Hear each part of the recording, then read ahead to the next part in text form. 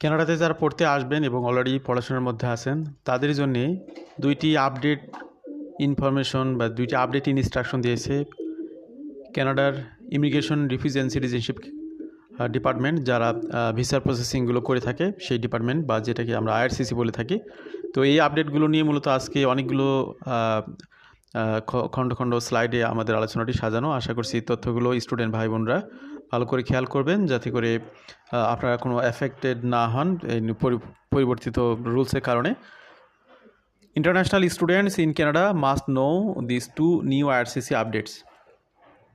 তো ডিসেম্বর মাসে মূলত immigration refugee and citizenship Canada তারা দুইটা ডিস্টিংক্ট আপডেট রিলিজ করেছে on program delivery instruction of its staff.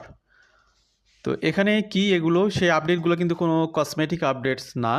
তাহলে কী ধরনের update? They directly clarify how long student can legally remain in Canada after completing pathway or prerequisite programs and who qualifies for a PGWP after graduation। এখানে দুইটা বিষয়কে address করা হয়েছে।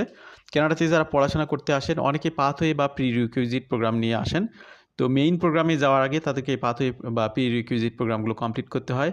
করে main প্রোগ্রামে তিনি যে কনভার্ট হবেন সেই মেইন প্রোগ্রামের জন্য আলাদা করে অ্যাকসেপ্টেন্স লেটার নিতে হয়। সেটা ডিউরেশন নিয়ে একটা আপডেট দিয়েছে। আর একটা হচ্ছে পড়াশোনা পরবর্তী সময়ে পোস্ট গ্রাজুয়েশন ওয়ার্ক পারমিটের বিষয়গুলো নিয়েও একটা আপডেট দিয়েছে। এই দুইটি বিষয় মূলত আমরা খোলাসা করব আজকে। One focuses on study permit validity for prerequisite and pathway programs while the other introduce clarifications and harmonization rules for PGWP eligibility. IRCC update 1 study permit validity for prerequisite and pathway programs। তো December 22 তারিখে 2025 December 22 তারিখে IRCC মূলত update guideline দিয়েছে এখানে study permit validity নিয়ে for student enrol in prerequisite or pathway programs. This change aligns with regulatory amendments that came into force in November 2024 but were only fully reflected in operational guidance in late 2025 who are considered prerequisite or pathway students.